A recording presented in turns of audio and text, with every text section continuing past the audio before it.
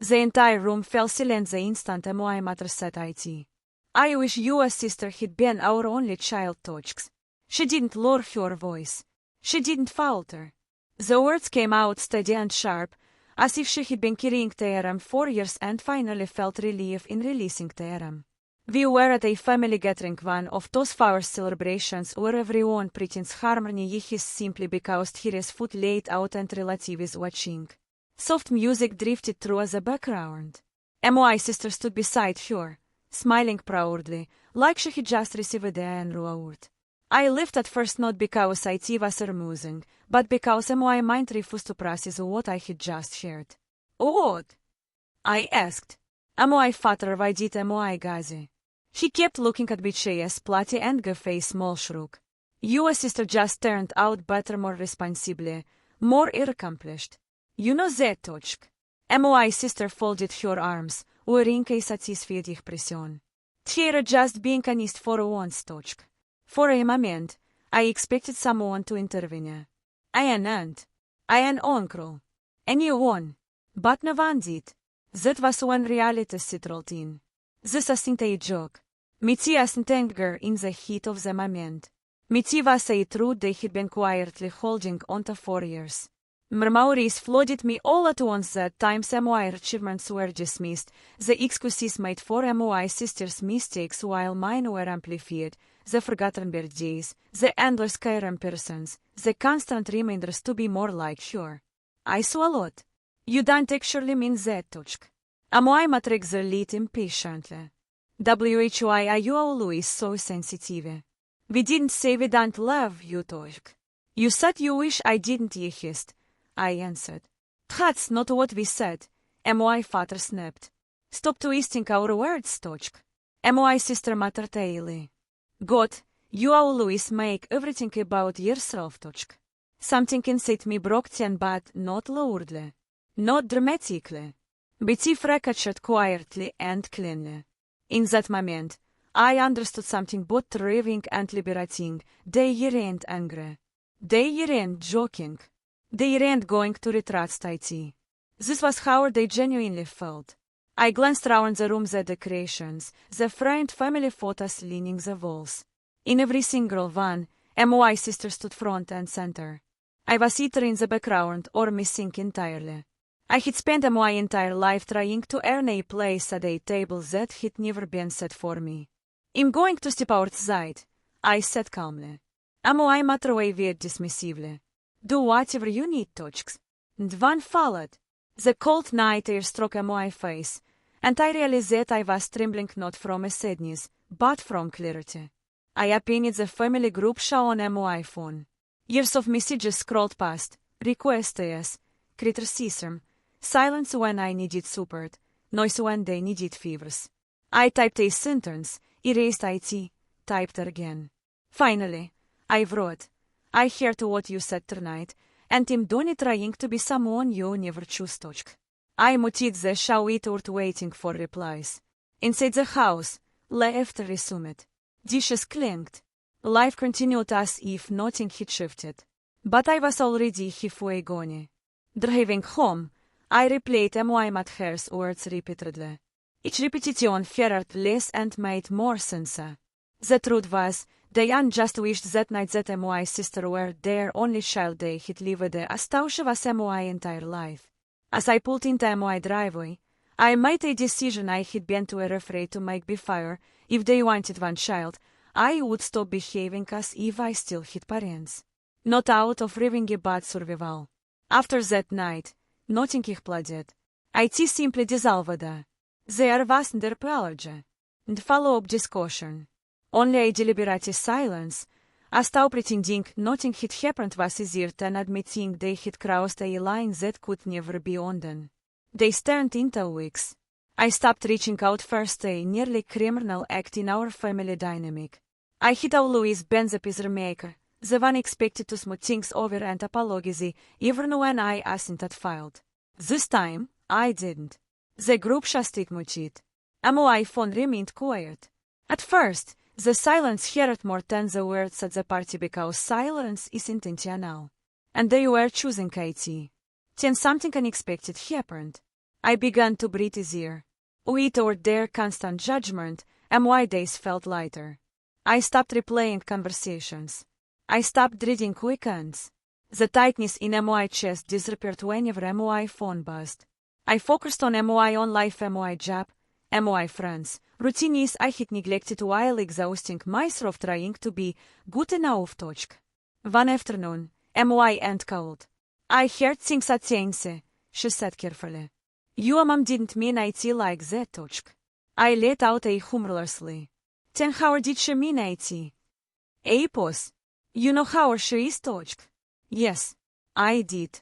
A week later, my father sent a brief text. Why are you being so distant? The mention of what had been said.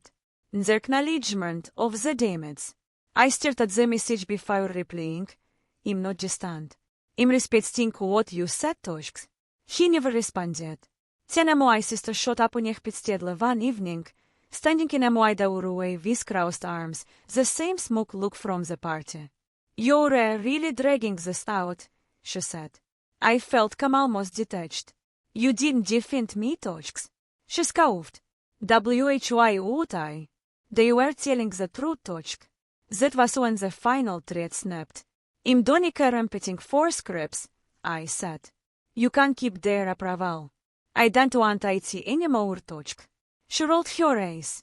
You come back. You always do. After she left, I locked the door and slid down against it, heart pounding not from fear, but from adrenaline. For the first time, I didn't chase after her words. I didn't defend myself. I didn't see ROI. That night, I slept better than I had in years. Because I finally understood something. Family does not have unlimited access to you simply because you share DNA. Love is not measured by how much disrespect you endure. And when someone tells you they wish you didn't exist, the healthiest response is to believe them and choose yourself anyway. I wasn't punishing them. I was protecting myself. The real change came quietly, on an ordinary Tuesday morning, when I realized that I hadn't thought about them at all. The anxiety. The imaginary arguments. The urge to check my iPhone. Just peace. Months passed. I built routines unrelated to proving myself. I accepted a better job. I moved into a new apartment. I formed friendships where I wasn't the other one or the disappointment. I was simply myself. Then one day, unexpectedly, my mother called. Her voice was so cautious. We miss you, she said. Your sister says you've been distant. We don't understand why you're punishing us. There with us. I'm not punishing anyone, I replied calmly. I just stopped showing up where I'm not wanted. Silence. My father spoke next. Uncomfortable. Families say things they don't mean. You didn't crack it, I answered. And neither did she. Another pause. Finally, my mother said the words I had waited my entire life to hear too late to matter. That's not what we meant. I smiled, even though they told in CIT. I know, but it's what you said. They invited me to another family gathering to start over. I looked around at my apartment, the one I paid for, the life I built without their approval. I already did, I said. When the call ended, I felt no guilt, only freedom. Later, I heard my sister was furious. Without me there to compare against, the family needed a new target. It wasn't my responsibility anymore. I didn't block them. I didn't announce anything. I simply remained consistent, polite, distant, unavailable. And that's when I learned the final lesson. Those who benefit from your silence panic when you find your voice. Those who gain from your suffering call your healing selfish. They wish they had only one child. So I gave them exactly that. I became someone they no longer had access to. And in doing so, I finally became someone I was proud to be. Russian translation. Полный перевод на русский язык. В комнате воцарилась тишина в тот самый момент, когда мама это сказала. «Лучше бы у нас была только твоя сестра». Она не понизила голос, не запнулась. Сказала это четко и спокойно, словно много лет держала эти слова в себе и, наконец, почувствовала облегчение, произнеся их вслух. Мы были на семейном празднике, одном из тех вынужденных собраний, где все делают вид, что все в порядке, потому что на столе еда и вокруг родственники. На фоне тихо играла музыка. Моя сестра стояла рядом с мамой и улыбалась так, будто только что получила награду. Сначала я засмеялась, не потому, что это было смешно, а потому что мой разум отказался принять услышанное. «Что?» — спросила я. Папа даже не посмотрел на меня. Он продолжал смотреть в тарелку и пожал плечами. «Твоя сестра просто выросла лучше, ответственнее, успешнее. Ты сама это знаешь». Сестра скрестила руки и ухмыльнулась. Они просто, наконец, говорят правду. На секунду я подумала, что кто-то вмешается. Тетя, дядя, кто угодно. Но никто этого не сделал. И тогда до меня дошло. Это не была шутка, не вспышка гнева. Это была правда, которую они носили в себе годами.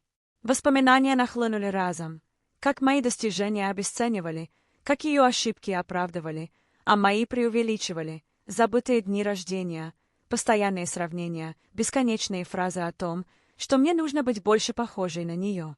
Я сглотнула. «Вы ведь не это имеете в виду?» Мама раздраженно вздохнула. «Почему ты всегда такая чувствительная? Мы не говорили, что не любим тебя.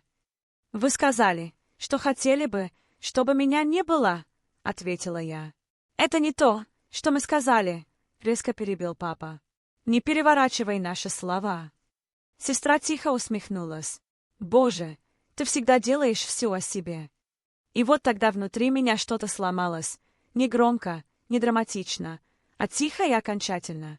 Я поняла нечто пугающее и одновременно освобождающее. Они не шутили. Они не злились. Они не собирались брать слова назад. Они действительно так чувствовали. Я огляделась по сторонам. Украшения, семейные фотографии на стенах. На каждой — сестра в центре. Я где-то на заднем плане или вовсе обрезана. Я всю жизнь пыталась заслужить место за столом, на котором моего имени никогда не было. «Я выйду на улицу», — спокойно сказала я.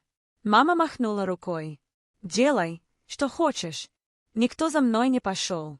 Ночной воздух ударил в лицо, и я поняла, что дрожу не от боли, а от ясности. Перевод продолжается в том же полном объеме смысла.